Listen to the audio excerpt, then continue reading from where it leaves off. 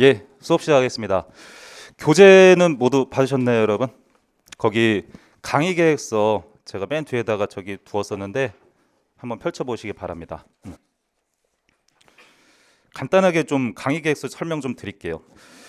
그 첫 번째 데모에서 보시면은 표 하나 있죠, 여러분.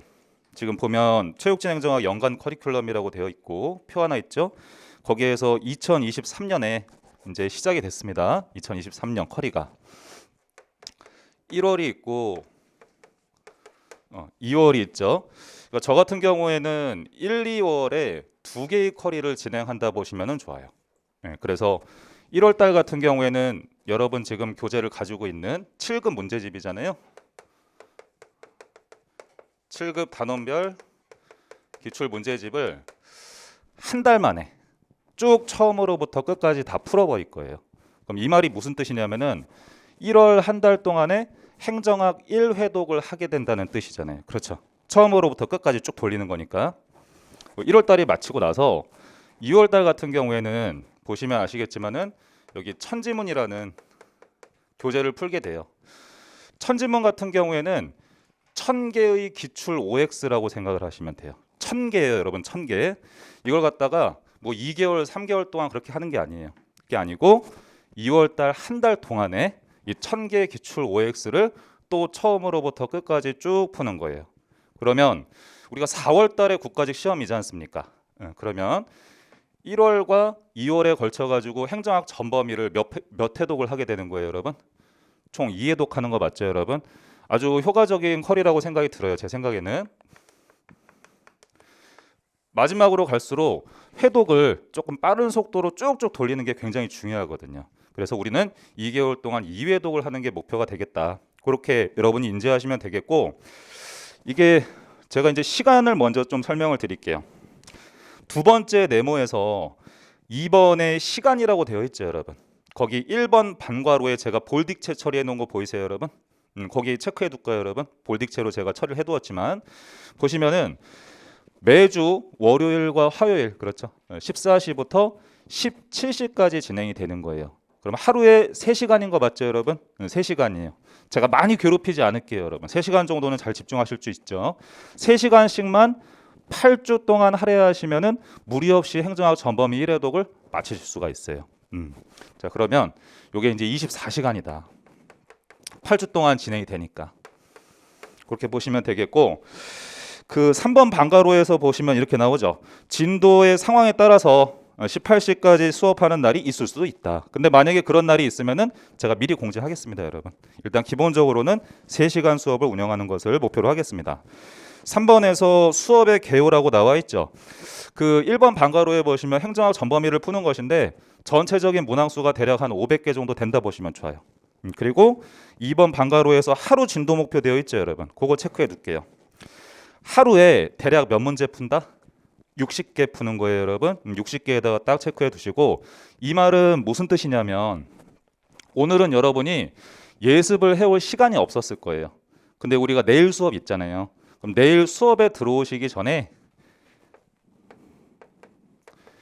60문제를 예습을 해온다 이렇게 생각하시면 돼요. 이 말 자체가 제가 진짜 막 다급하게 막 많이 나가지 않겠습니다.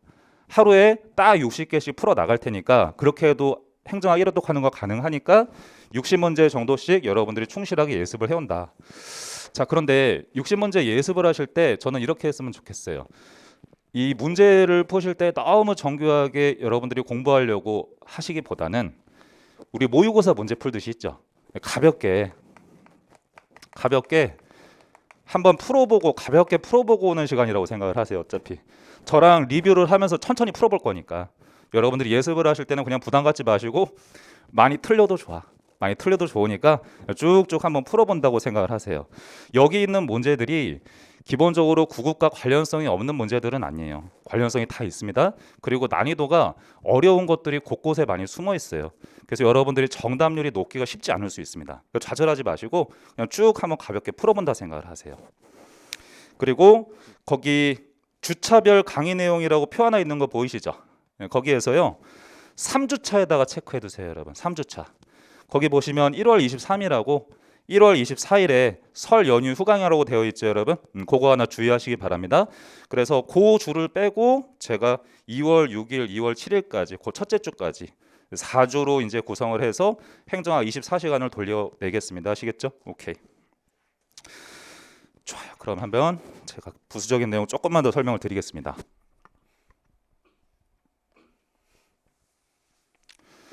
수강 중 유의사항 전달 좀 드리고 시작을 할게요.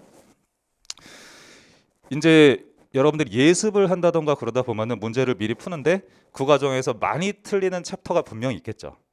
예를 들면은 이게 파트가 있고 챕터가 있잖아요. 그럼 많이 틀리는 챕터가 분명히 있을 거예요.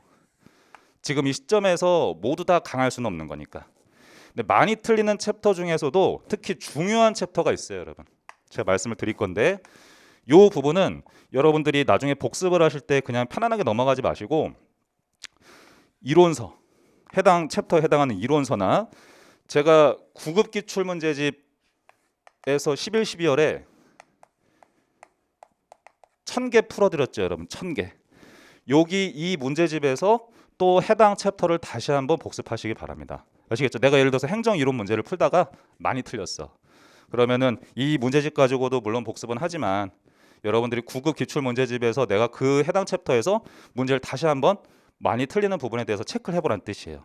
이론서하고. 그리고 여기 올 기출 같은 경우에는 제가 이론 수업을 진행하면서 이미 450개 기출 문제를 다 풀었잖아요. 그렇죠? 그러니까 요 문제집에 대해서도 여러분들이 좀 확인해 보시면 좋겠죠. 근데 만약에 선생님 저는 선생님 수업을 들었던 사람이 아니라 이번에 처음 듣습니다. 이러면은 자기가 기존에 풀던 문제집이 있을 거 아니에요. 그걸 가지고 해당 챕터를 확인해서 보시면 되겠지.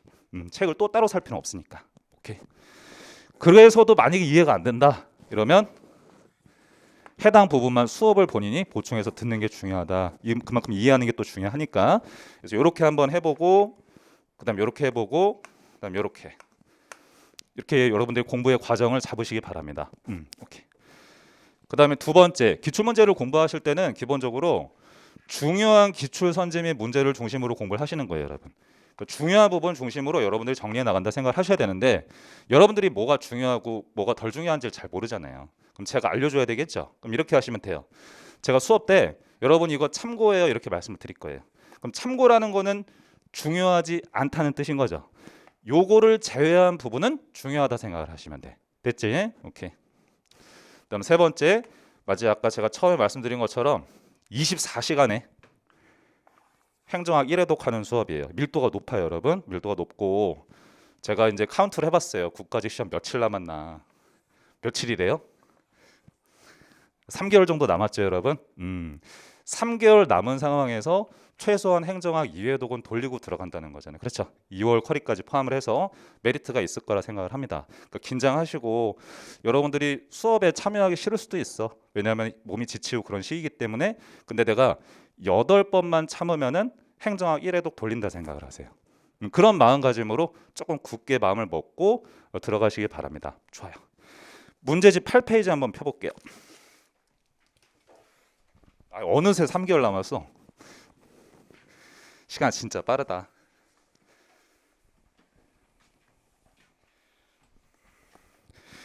이 책을 처음 받은 친구들이 대다수일 거예요. 제가 보통 한 교시에 한 20문제 정도 풀거든요, 여러분. 우리가 총 토탈 60문제를 푸니까 제가 오늘은 조금 시간을 드릴 테니까 한번 풀어보고 시작을 하도록 하겠습니다. 제가 대략 한 5분 정도 시간을 좀 드릴게요. 한번 문제 풀어보시기 바랍니다. 자, 저랑 같이 한번 풀어보겠습니다. 8페이지에서 1번 문제 볼게요. 이거 20개 단위로 문제를 풀고 있는데 만약에 한 70% 이상을 내가 맞추고 있다. 그러니까 대략 한 뭐 5점 환산해가지고 70점 이상 정도 되고 있다. 이러면은 국가직 시험에서 무난하게 붙으실 분이에요. 그게 안 되고 있다 이러면은 뭔가 점검이 좀 필요한 겁니다. 자, 1번 문제 민영화에 대한 설명으로 옳지 않은 거 이렇게 나왔어요. 그 민영화라는 의미가 조금 이렇게 추상적이잖아요. 그렇죠? 다양하게 쓰이는데 이게 시장을 활용하는 그 모든 방식을 다 민영화라고 표현할 때도 있어요, 여러분. 뭐 약간 구체적으로 표현을 하면은 협의로서 민영화 방식도 있고 넓은 의미로서 민영화 방식도 있거든요.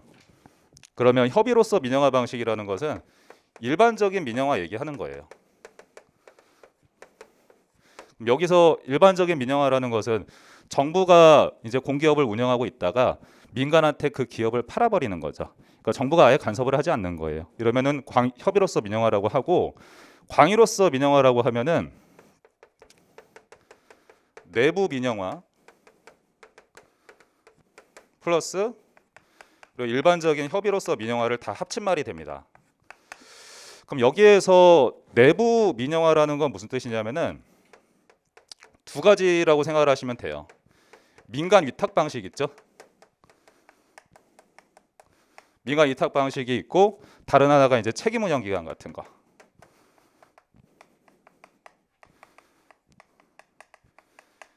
이런 것들은 이제 정부가 서비스를 공급할 때 시장 기제를 활용하는 방식이라고 해가지고 내부 민영화라고도 합니다. 그러면 이제 광의로서 민영화라는 것은 요걸 다 합친 말이 되겠다. 그럼 여기에서 지금 민영화라는 것은 면허, 바우처, 보조금, 자주활동 방식 이렇게 나오지 않았습니까? 그럼 여기 네 개 선지의 공통점은 다 뭐에 대해서 지금 다루고 있는 거예요? 요 민간 위탁의 종류에 대해서 다루고 있는 거 맞죠, 여러분? 요런 틀을 가볍게 이해를 하신 다음에 면허 방식이 있어요. 이거는 영업권을 허가하는 방식이에요. 일정한 구역에서 서비스를 공급할 수 있는 권한을 부여하는 거죠. 제가 이론 수업 때 어떤 예시를 들었었냐면은 운전면허 학원 같은 거. 근데 만약에 경쟁이 약하면 운전면허 학원의 수가 지나치게 적으면은 이렇게 생각을 하시면 되겠죠. 선지에서 이용자의 비용 부담이 과중하게 될 수가 있겠다. 올바른 선지가 되겠습니다. 이번 선지에서 지금 바우처 방식이 나왔어요. 이거는 뭐 시험에서 쿠폰을 제공하는 방식이다 이렇게 표현도 많이 하죠, 여러분. 그래서 정부한테 이제 바우처를 신청을 하고 정부로부터 바우처를 받아가지고 그 바우처를 가지고 서비스를 공급하는 민간 업체를 내가 선택을 하는 거예요. 그렇기 때문에 소비자가 제어의 선택권을 갖는다. 선택권을 갖는 서비스 방식이 되겠죠, 여러분. 만약에 갖지 않는다 이러면 틀린 선지가 되는 거예요.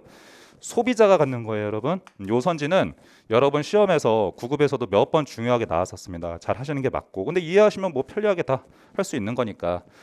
3번 선지에 보조금 방식이 있는데 신축적 인력 운영이 가능하고 서비스 수준을 개선하는 효과가 크다. 여기서 여러분들이 봐야 될 거는 딴 거 없어요. 이거예요. 유연한 인력 운영이 가능하다. 이 표현이 있죠. 이게 이제 포인트가 되겠습니다. 이거는 일반적으로 자원봉사자 방식이라고 얘기를 해요. 그러니까 정부가 필요한 사람이 있을 때마다 그때그때 지원받아 가지고 쓸 수 있는 방식이라는 거예요. 그렇기 때문에 보조금 방식이 틀렸다 이렇게 하는 거죠. 3번이 정답이 되겠다. 그 보조금 방식은 시험에서 표현을 할 때 이렇게 얘기를 해요.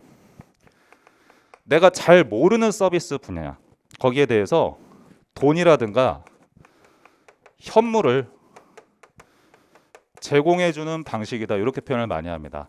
그래서 여기서 현물이라는 것은 현금의 가치가 있는 물건이라 생각하시면 되고, 예를 들어서 건물이 될 수도 있고 토지가 될 수도 있는 거예요, 여러분. 예를 들면은 이런 것들도 알아두시면 좋은데, 그 어린이집 있죠, 여러분. 어린이집. 이 어린이집을 국공립 어린이집으로 운영하는 경우도 있거든요, 여러분. 그런 것들을 보조금 방식을 통해서 운영하는 경우가 되게 많아요. 그래서 국공립 어린이집이다.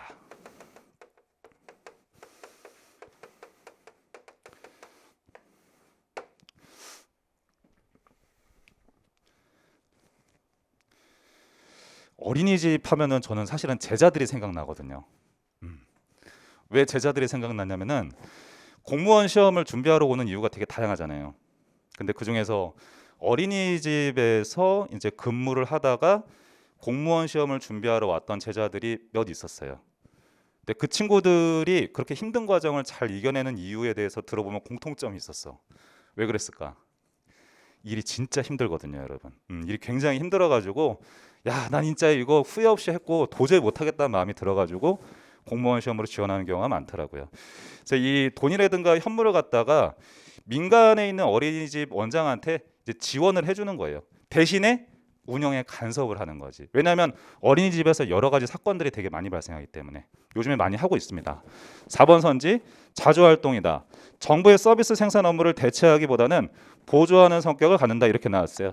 이 4번 선지의 의미는 이렇게 생각하시면 돼요. 모든 민간 위탁 방식이 다 대체할 수는 없는 거예요, 여러분. 정부가 공급하는 방식에 대해서 서포트하는 방식들이라는 거죠. 그래서 자주활동 방식뿐만 아니라 모든 방식들이 4번 선지에 해당될 수 있겠다. 이렇게 보시면 되겠어요. 오케이. 1번 문제를 제가 보통 문제로 내면은 잘 틀려요. 난이도가 쉽지 않은 문제가 되겠습니다, 여러분. 어려운 문제예요. 2번 문제.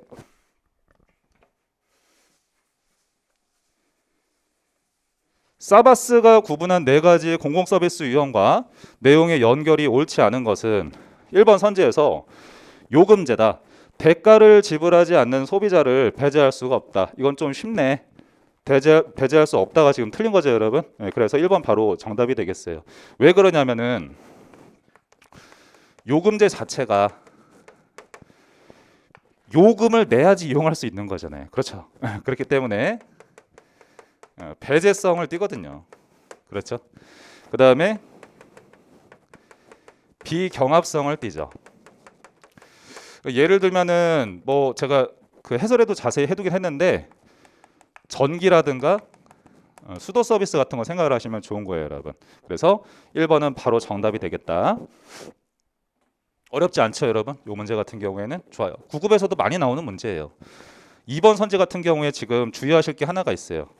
이거 집합제라고 써놨잖아요. 이거 이렇게 공부하세요. 공공재라고 표현할 수도 있어요. 같은 뜻입니다. 그렇기 때문에 무임승차 문제가 발생할 수가 있겠다. 이건 우리가 많이 했던 거니까. 3번 선지에서 시장제라는 것은 이제 우리가 일반적으로 시장에서 구매할 수 있는 모든 물건들을 얘기하는 거죠. 이거를 뭐 이렇게도 표현하잖아요. 민간제, 사적제 이렇게도 표현할 수 있는 거잖아요. 4번 선지에서 공유제 나왔어요. 요게 핵심이죠, 여러분. 과잉 소비의 문제. 과잉 소비의 문제라는 게 바꿔 말하면 공유지의 비극이라고 생각하시면 되겠습니다. 그렇죠? 저 공유지의 비극이라는 현상은 어떤 학자가 명명한 거예요, 여러분? 기억하세요? 가렛 하딘이죠, 여러분. 몇 년? 1968년이에요, 여러분. 1968년. 행정학 시험에서 1968년이라는 숫자는 두 번밖에 안 나와. 첫 번째는 공유지의 비극이고 두 번째는 신행정학이에요. 아시겠죠? 이렇게 조금씩 채워나간다. 이거는 뭐 쉬운 문제였으니까. 3번 문제. 와우. 이건 뭐야? 군무원 7급? 내 스타일인데. 자, 3번에서 민간 유치 사업 방식에 대한 설명으로 올바른 것을 모두 고르면, 자, 시험장에서 이렇게 보기 문제가 나왔어요. 그리고 나서 이제 쭉 서술형으로 나올 수 있는 거잖아요. 그러면 일단은 선생님 같은 경우에는 기본적으로 기역번은 일반적으로 먼저 살펴보는 편이에요. 왜 그러냐면은 이 기역번을 가지고 여러분들도 그렇게 하시겠지만 소거를 먼저 해나갈 수가 있으니까. 그래서 기역번을 먼저 보도록 하겠습니다. BTO예요. 민간 투자기관이 민간 자본으로 공공시설을 건설하고, 여기서 딱 끊기겠네요. 그렇죠. 요게 이제 B의 의미가 되는 거잖아요. 민간이 건설한다. 민간 돈 들여가지고. 그 다음에 시설 완공과 동시에, 자, 소유권을 정부에 이전한다. 이렇게 나온 거잖아요, 여러분. 그럼 요거는 T라고 하면 되겠네. 그렇지. 그 다음에 민간 투자기관이 일정 기간 시설을 운영하면서 투자비를 회수하는 방식이다. 그렇죠. 민간 투자기관이, 민간 기업이 일정 기간 시설을 운영한다고 나왔어요. 요건 O가 되겠죠, 여러분. 네, 그래서 기역번 선지는 지금 문제가 없는 거죠. 그렇기 때문에 보자마자 2번하고 4번은 제끼는 거예요. 1번하고 3번을 지금 비교를 해봤더니 리을 미음은 공통이잖아요. 그렇죠? 그럼 이제 디귿번 가지고 보시면 되겠네요. 답은 쉬웠거든요, 사실은. 민간 투자기관이 민간 자본으로 공공시설을 건설하고, B라고 하면 되겠네요. 그렇죠? 시설 완공 후에 일정 기간 동안 민간 투자기관이 소유권을 가지고 직접 운영한다. 투자비를 회수한 다음, 이렇게 나왔어요. 그럼 여기 내용은 뭐예요? O가 되는 거잖아요. 그 다음에 기간 만료 시 소유권 얘기가 나왔잖아. 소유권을 정부에 이전하는 방식이다. 그럼 T라고 해야 되겠죠. 그렇기 때문에 디귿번 같은 경우에는 BOT 방식이므로 디귿번은 틀린 선지가 되어서 정답은 1번이 되겠다. 이렇게 하셨으면 되는 거예요. 자, 그리고 BO 방식 같은 경우에는 9급 시험에서 기출 빈도가 한 번 있어요. 2017년도인가 그때 한번 나왔습니다. 민간이 건설을 하고 자기가 소유하면서 자기가 직접 운영하는 방식이 되는 거예요, 여러분. 그래서 요거 같은 경우에도 민간 투자 기법으로 큰 의미에서 보기도 한다. 여러분들이 보시면 되겠습니다. 그래서 정답은 1번이었다. 이것과 관련해 가지고 제가 해설은 다 뭐 자세하게 해두었고 여러분들한테 하고 싶은 얘기가 있어요. 지금 BTO라고 나왔어요. 기억번에서 이 문제를 푸실 때 중요한 건 뭐냐면 예를 들어서 뭐 이런 방식들이 있잖아요. BTL이 있고 BTO가 있잖아요. 주의해서 봐야 될 게 요거예요. 요거. 끝에 스펠링이 중요한 거예요. O라고 나오면 민간 업체가 직접 운영한다는 포인트를 꼭 가지고 계셔야 돼요, 여러분. 민간이 해당 시설을 직접 운영한다는 표현이 들어가게 돼 있어요. 근데 여기 L자는 포인트가 좀 달라요. 이건 누가 운영한다고 나올까요? 그렇죠. 정부가 해당 시설을 직접 운영한다고 얘기가 나오거든요. 그러면서 얻은 수익의 일부를 민간 업체한테 지불하는 방식인 거야. 여기 L자가 들어가게 되면은 그래서 L자고 O자를 구분하실 때 그 시설을 직접 운영하는 자가 누구냐.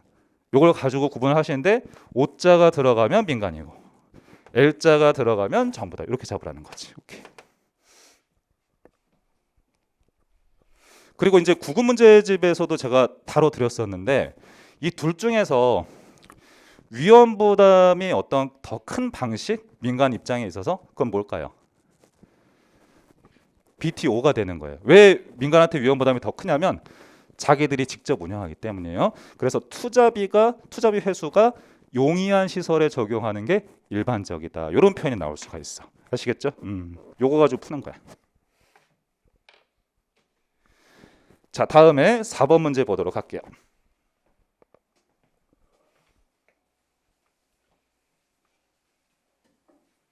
이거는 뭐 9급에서도 많이 나오는 유형이겠네.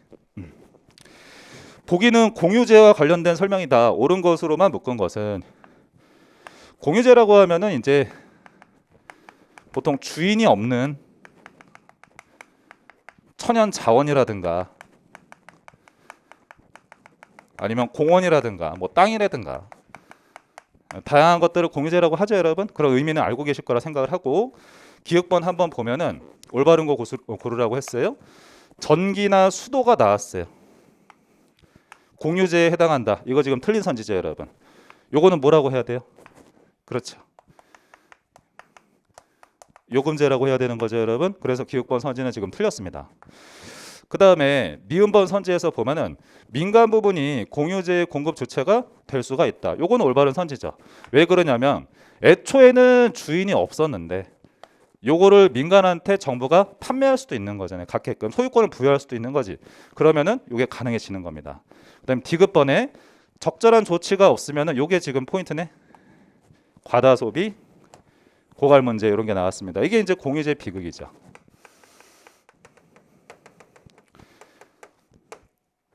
리을번에서 비경합성과 비배제성의 특성을 동시에 갖는 제하다. 여러분 요거는 뭐예요? 공공재죠, 여러분. 네, 그래서 틀린 선지가 되는 거죠. 그래서 정답은 2번이 되겠다. 이렇게 하시면 되겠어요. 그 요금제가 아니라 공유제 같은 경우에는 요거 맞죠, 여러분? 이용할 때 비용이 안 들어가요. 그래서 비배제성의 특성을 지니는 거죠. 네, 그리고 나의 소비가 타인 소비에 영향을 줄 수가 있어요. 그렇기 때문에 경합성을 띠는 거죠, 여러분. 이 경합성을 띈다는 거에 대해서 어렵게 공부하지 말고 서비스를 이용할 때 경쟁이 붙는다는 뜻인 거예요. 오케이.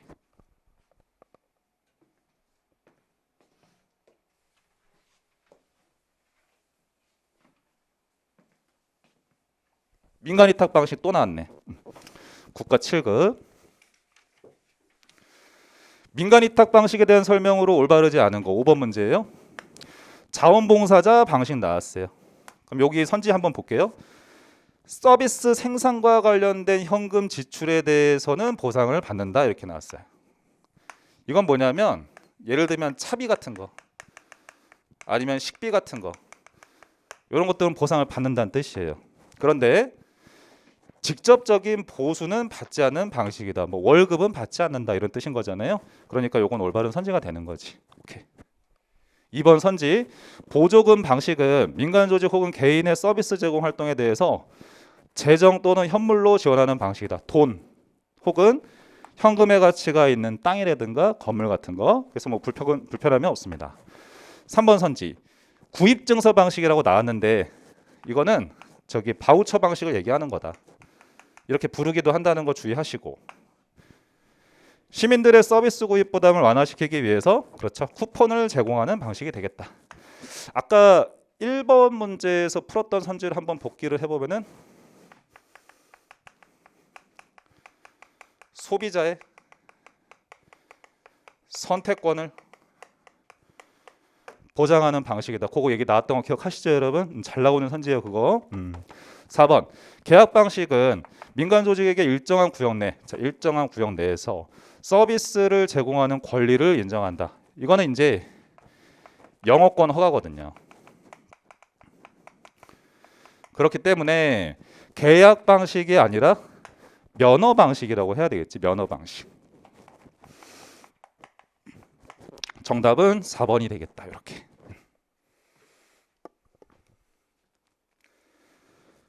근데 지금 5번 문제 같은 경우에는 9급하고 그렇게 큰 차이 없죠, 여러분. 우리 9급에서 풀었던 대다수의 문제들 대부분 이렇게 나왔었습니다. 어려운 건 없었고요. 이 정도는 할 수 있으셔야 돼요. 이렇게.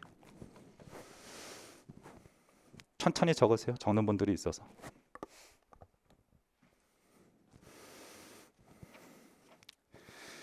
그래서 시중에 보시면은 이제 기출문제집 시중에 서점에 가셔가지고 어떤 거를 펼쳐보셔도 7급 기출문제가 없는 기출문제집은 없을 거예요. 그래서 푸시는 게 맞습니다. 6번 문제. 행정에 대한 설명으로 가장 옳지 않은 거. 자, 1번 선지에서 제 눈에 들어오는 거는 최협이에요. 최협이. 최협이적으로는 행정부의 조직과 공무원의 활동에 대한 것이다. 자, 행정부의 활동에 대한 것이다. 이렇게 공부하시면 되죠. 자, 그리고 1번 선지 같은 경우에는 참고로 제가 말씀을 드리는데 여러분 시험에서 최협의로서 행정하고요. 이거 하고 협의로서 행정은 차이를 두질 않아요. 그러니까 이렇게 푸셔도 상관없어요, 여러분. 오케이. 2번 선지 행정은 서비스 생산 공급 분배를 통해서 공공의 욕구를 충족시켜서 국민 삶의 질을 증대하고자 한다. 그냥 일반적인 선지예요. 상식적으로 이건 외우실 필요가 없고 참고 표시고. 3번 정부의 행정의 활동은 환경과의 상호작용이네.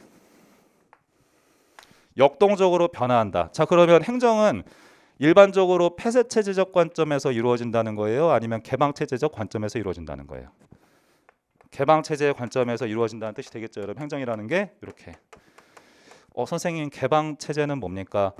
환경을 고려해서 국가 관리한다는 뜻인 거야. 4번 선지 행정의 활동은 정치 권력을 배경으로 서비스 생산 및 공급을 정부가 독점한다. 가장 이제 답인 게 바로 4번이 되는 거죠. 정부가 독점한다. 이게 이제 틀린 거죠, 여러분.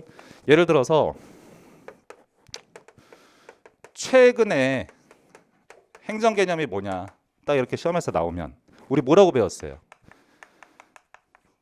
거버넌스라고 배웠죠. 그럼 행정활동을 정부가 독점하는 게 아니죠, 여러분. 서로 같이 하는 거니까 4번이 정답이 되겠다. 이렇게 하면 되지. 요런 행정이 무엇이냐 요런 문제는 사실 잘 안 나오죠. 잘 안 나오는데 그래도 이제 일반적으로 좀 있는 문제니까 풀어는 봐야 돼요. 요 문제는 참고 표시할게요.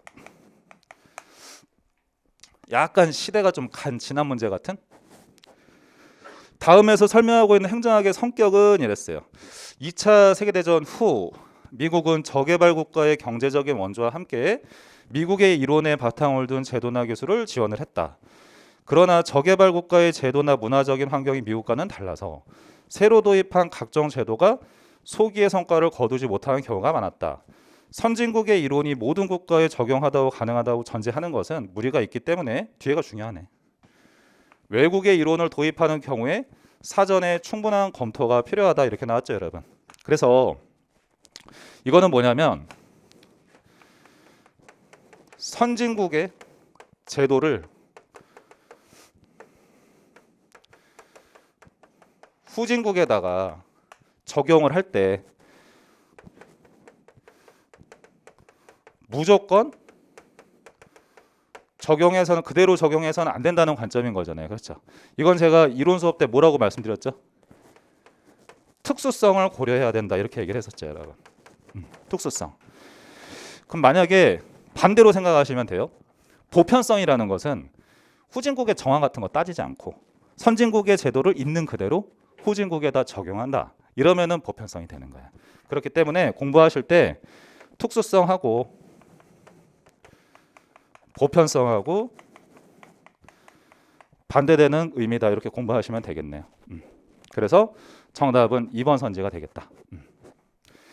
보편성, 특수성 얘기 나올 땐 일반적으로 제도 얘기가 나와. 이거를 그대로 적용하냐, 그쪽의 정황을 고려해서 적용하냐, 이렇게. 8번. 공공 서비스에 대한 설명으로 옳지 않은 것을 모두 고른 것은 이랬어요. 옳지 않은 거죠. 9번. 무임승차자 문제가 발생하는 원인으로는 무임승차자 문제 이렇게 되는 거 맞죠, 여러분? 그러니까 비배제성이라는 것은 공짜잖아요, 공짜. 내가 서비스 이용할 때 돈을 내지 않아도 되는 특성인 거죠. 그러니까 프리라이더가 생길 수 있겠지. 올바른 선지가 되겠고. 니은번에 정부가 서비스 생산 부분까지 반드시 책임져야 할 필요성은 약해지고 있다. 이것도 올바른 선지인데 예를 들면은 민간 위탁 방식 같은 거 생각하시면 되겠어요. 그다음에 디귿번에 전형적인 지방 공공 서비스. 여기서 포인트는 뭐냐면은 이거예요. 지방이에요, 지방. 지방, 중앙이 아니야. 지방이라고 돼 있어. 지방 공공 서비스에는 상하수도, 교통관리, 건강보험 등이 있다. 뭐가 불편해요? 요게 지금 틀린 거죠, 여러분. 이거는 국민 전체잖아요, 그렇죠? 국민 전체이기 때문에 요거는 중앙이에요, 중앙정부. 그래서 틀린 선지가 되겠다. 리을번.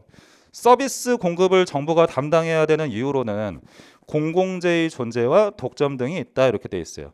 공공재의 존재라든가 독점 상황이라는 것은 모두 다 우리가 배웠었던 시장 실패 원인에 해당하죠. 그러니까 올바른 선지가 돼요. 이렇게. 이거 또 나왔네. 전기와 고속도로는 공유재가 아닌 거죠, 여러분. 요금제가 되겠다. 그렇기 때문에 정답은 4번이 되겠다. 이렇게 하셨으면 되죠. 지금 요즘에는 사실 좀 잘 안 나오는 유형인데 저기 고속도로 있죠, 여러분. 고속도로. 저기서 말하는 고속도로는 빽빽한 교통량이 많은 고속도로예요, 텅 빈 고속도로예요? 찍어볼까? 교통량이 적은 고속도로라고 해야지. 왜 그러냐면 요금제 같은 경우에는 비경합성을 띠기 때문에. 아시겠죠? 오케이.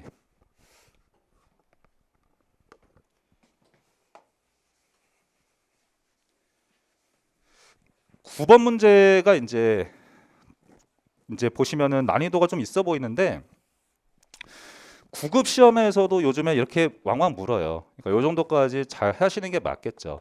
일단 2x2 표를 채우는 게 먼저 중요하겠죠, 여러분? 한번 볼게요. 서비스 유형에 대한 설명으로 옳지 않은 것. 배제성을 띠면서, 그러니까 즉 돈을 내면서 경쟁이 붙는다는 거잖아요. 이거 민간제네. 돈을 내는데 경쟁이 안 붙는다는 거죠, 여러분. 요건 뭐예요? 요금제인 거지. 그렇죠. 리을 같은 경우에는 지금 공짜이면서 경쟁이 안 붙는다는 거죠. 이건 뭐예요? 공공재가 되고 얘는 공유재가 되겠어요. 여기에 대해서 먼저 채울 수 있는 게 여러분들의 첫 번째 조건이 되겠습니다. 그럼 1번 선제에서 기획번이에요. 기획번은 민간제죠. 기본적인 수요조차 충족하기 어려운 저소득층이나 사회적인 약자를 위해서 부분적인 개입이 필요하다. 그럼 이 저소득층에 대해서는 돈이 없으니까 정부가 조금 지원해 주는 것도 필요하다는 뜻인 거잖아요. 맞는 선지인데 이 서비스의 종류가 뭘까요? 가치제라고 하는 거예요. 가치제. 예를 들면 의무교육 같은 거.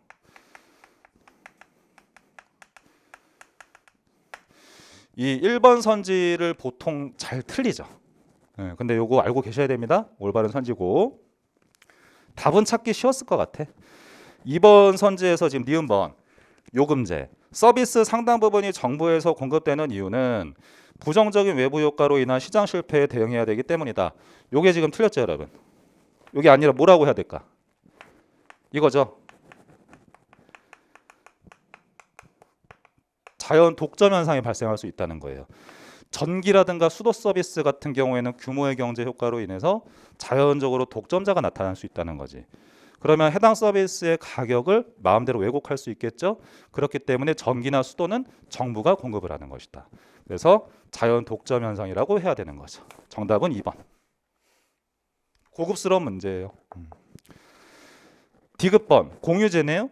공유제의 비극을 초래하는 서비스로서 공급 비용 부담 규칙과 무분별한 사용에 대한 규제 장치가 요구된다. 여러 가지 제도적인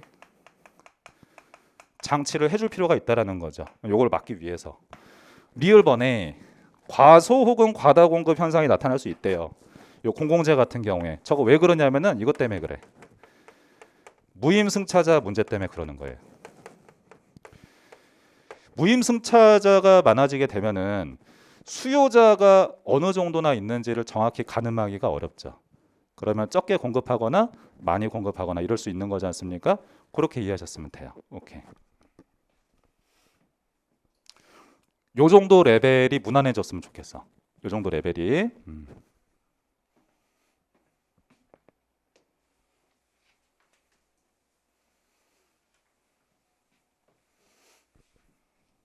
10번. 서비스 공급 방식에 대한 설명으로 올바른 거네. 올바른 거.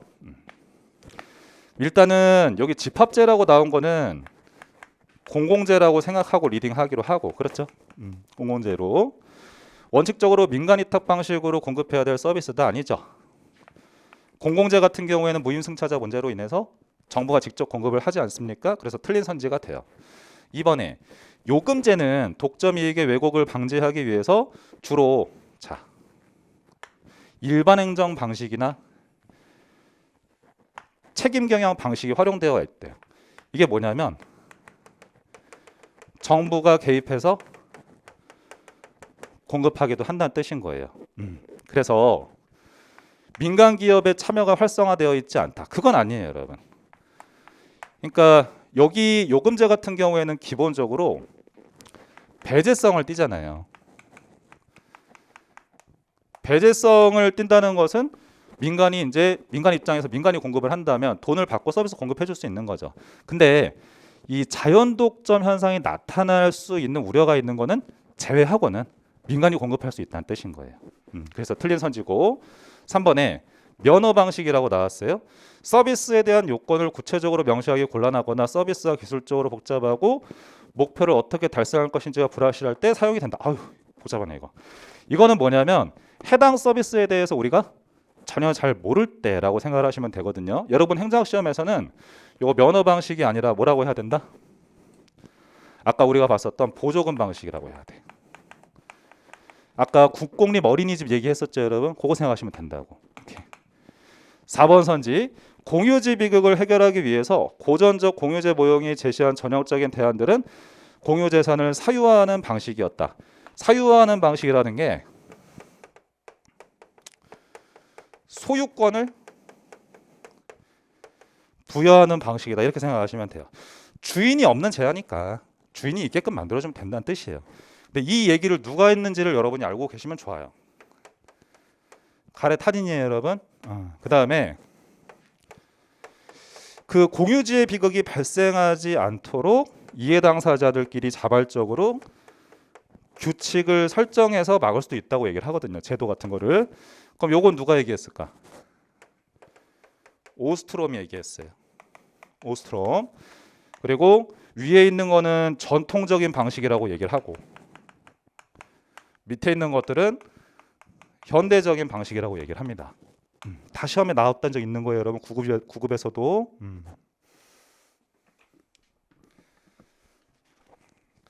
한 문제 한 문제가 어떻게 보면은 좀 버퍼링이 있었을 거야, 분명히.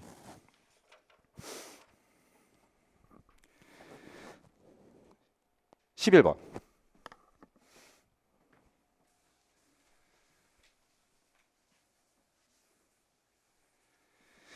민간 부문의 자율성을 높이고 그 역할을 확대하는 민간화 방법과 거리가 먼 것이라고 나왔어요. 자, 이런 문제 나왔을 때 상대적으로 답을 택하면 되잖아. 그 민간화라고 얘기를 하는 것은 시장을 적극적으로 활용하는 그 모든 방식을 얘기하는 거예요, 여러분. 그렇잖아요. 근데 선지들을 쭉 봤을 때 시장을 활용하는 게 아니라 시장에다가 간섭하고 뭔가 옥죄는 방식이 지금 있는 거죠. 그게 뭐예요? 1번 선지가 그렇잖아요. 그렇기 때문에 1번이 정답이다, 이렇게 하시면 되는 거예요. 이걸 하나하나 외우는 게 아니고 나머지는 뭐 시장을 활용하는 방식들이 되는 거니까. 그래서 진입 규제 강화라는 것은 어떤 독점자를 막기 위해서 어떤 대기업의 어떤 시장에 들어오는 걸 막는 현상이거든요. 이런 것들은 말고 시장을 활용하는 방식. 12번. 애플비 정치행정 이론론 얘기 나왔어요. 그 애플비 말고 정치행정 이론론을 주장한 학자, 여러분 시험에서 잘 나오는 것도 또 누구 있습니까? 그렇죠. 디목 있죠, 여러분? 같이 공부를 해두시면 좋죠. 애플비라든가 디목이 정치행정 이론론을 주장하였다, 이렇게. 그럼 이 정치행정 이론론의 요점이라는 거는 기본적으로 행정부가 정치적인 기능도 수행을 하고 어느 정도, 그리고 행정적인 기능도 수행한다는 얘기거든요. 그 저기서 말하는 정치적 기능의 얘기는 뭐예요, 여러분? 정책 결정 얘기하는 거지. 국가가 지금 위기 상황이니까 일일이 국회 승인받고 행정할 수가 없는 상황이지. 어느 정도의 정책 결정 권한이 있는 거, 그걸 이제 이론론이라고 얘기를 한다. 1번 선지 보면은 행정은 효율성을 추구하는 관리를 핵심으로 한다. 이 이론론 문제를 푸실 때 팁을 드리자면 이 4개의 선지에는 항상 이원론과 대비되는 선지들이 들어가게끔 돼 있어요. 왜냐하면 보통 이론론하고 이원론을 비교하거든. 그럼 지금 1번 선지 같은 경우에는 이원론 얘기지. 정치행정 이원론. 2번 선지에서 행정은 민의를 중시하되며 결정과 집행의 혼합작용이다. 자,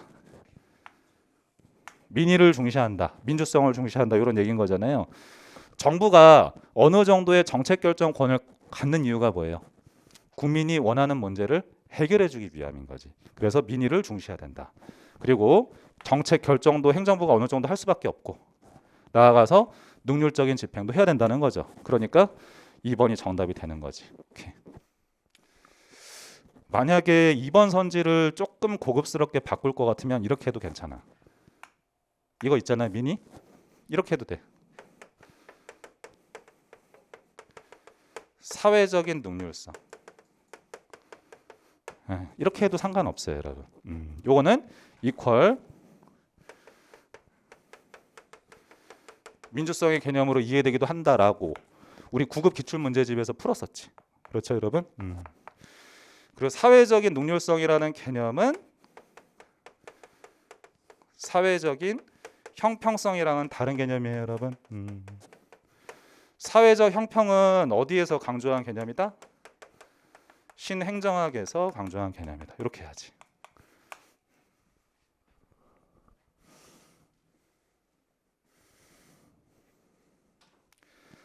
(3번) 선지는 뭐 약간 나 아니네 이렇게 말하고 있어. 이 프레데릭 테일러죠, 여러분. 과학적 관리에 대한 얘기가 되겠고, 테일러의 과학적 관리. 4번 선지 고위 관료가 능률적으로 처리해야 될, 관리해야 될 행정 원리는 좋은 선지네.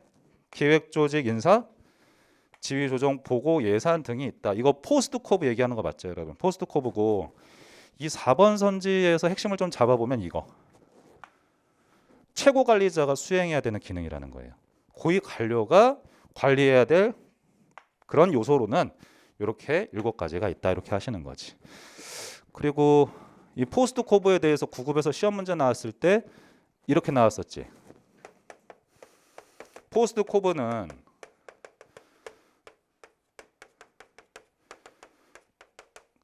하향적 기능이에요, 상향적 기능이에요? 이렇게 하면 틀리는 거예요, 여러분. 이게 맞는 기능이에요. 왜 그러냐면은 얘가 해당 7가지를 직접 해야 된다는 뜻인 거야. 아래다가 명령을 내려줘야 된다. 그리고 두 번째로 시험 문제 냈을 때 이런 거 나왔던 적 있지.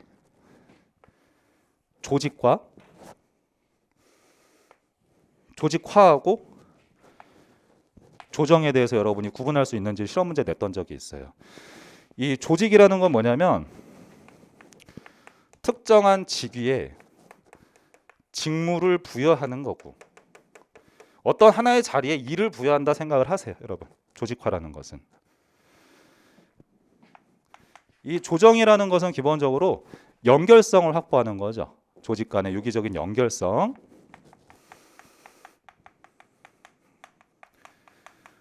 분업만 한다고 뭐 전부는 아니잖아요. 그 분업화된 조직들끼리 협력이 가능해야 되는 거잖아요. 이걸 갖다가 조정이라고 얘기를 한다. 이렇게. 그 다음에 시험에 나왔던 포인트가 또 있네.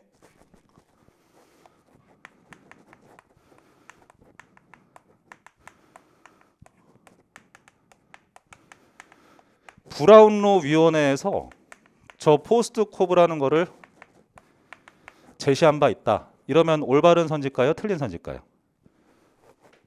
이거 올바른 선지예요, 여러분. 왜 그러냐면은 이 브라운로 위원회의 위원이 귤릭이었었어요. 따라서 어휘과 귤릭이 포스트 코브를 제시했다라고 해도 맞는 선지. 그 다음에 두 번째, 브라운로 위원회에서 이 포스트 코브를 제시한 바 있다라고 해도 올바른 선지. 이렇게.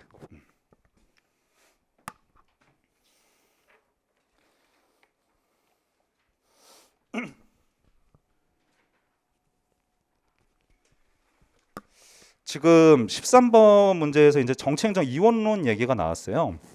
아까 애플비가 주장한 정치행정 뭐 이론론 얘기 나왔었잖아요. 선생님 생각입니다. 국가직이라든가 아니면 지방직에서 이원론과 이론론 얘기는 나올 가능성이 굉장히 높아요. 그러니까 정리 잘 해두시기 바랍니다. 기본적으로. 사실 해당 문제가 나오면 여러분들의 정답률이 일반적으로 높은 편이에요, 사실은. 그런데 그러니까 틀리면 안 되는 문제인 거지. 이 시험은 어려운 걸 맞춰서 붙는 게 아니고 남들이 맞추는 거를 맞출 수 있는 거를 내가 틀려서 떨어지는 거거든. 그렇기 때문에 이원론과 이론론 같은 경우는 정리 잘 해두신다.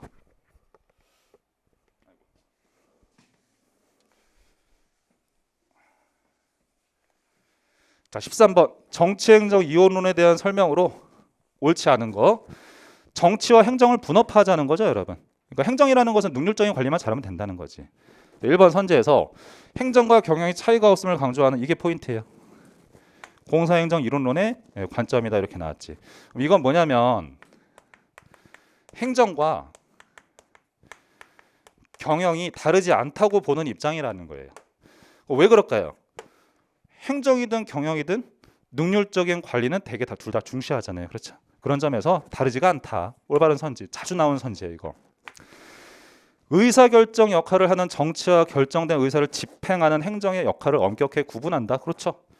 정치하고 행정을 구분하자는 거죠, 여러분. 올바른 선지고. 3번 우드로 윌슨 얘기네. 행정을 전문적이고 기술적인 영역으로 규정을 하고, 그러니까 의회가 결정한 거를 잘 서포트해주는 영역이라는 거예요. 정부는 효율성과 전문성을 그러니까 갖춰야 된다고 주장하였다. 틀린 선지가 아니겠죠, 여러분. 올바른 선지고. 4번 선지. 대공황 이후에 각종 문제를 해결하기 위해서 행정의 결정 형성 및 준위법적인 기능 수행을 정당화하였다.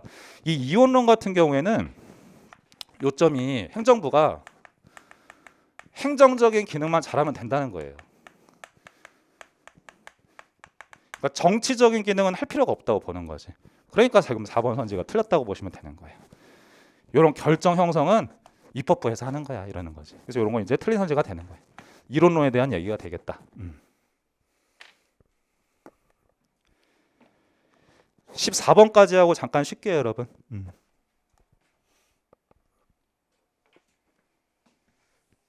요건 좀 쉽네. 행정과 경영을 비교할 때 행정의 특성에 대한 설명으로 옳지 않은 것은 이랬어요. 그냥 상식적으로 풀 수도 있는 문제인 거죠, 여러분. 지금 보니까 경제적인 요인의 비중이 높다. 요건 돈이죠, 여러분. 돈을 통해 가지고 인센티브 해준다는 뜻인 거잖아요. 그럼 이거는 행정보다는 당연히 경영이 되겠죠, 여러분. 그래서 보면은 행정의 특성에 대한 설명이 아닌 거죠. 경영에 대한 얘기므로 1번이 바로 정답이 되겠다. 잠깐만. 그 다음에 경영에 비해서 경쟁성이 약하다. 뭐 문제 없는 거잖아요. 그렇죠. 그 다음에 외부 통제가 강하다. 뭐 국민이 될 수도 있고 입법부가 될 수도 있고. 그 다음에 목표가 모호하다. 이거는 공익이라는 목표를 추구한다. 이 정도의 내용이 되겠습니다.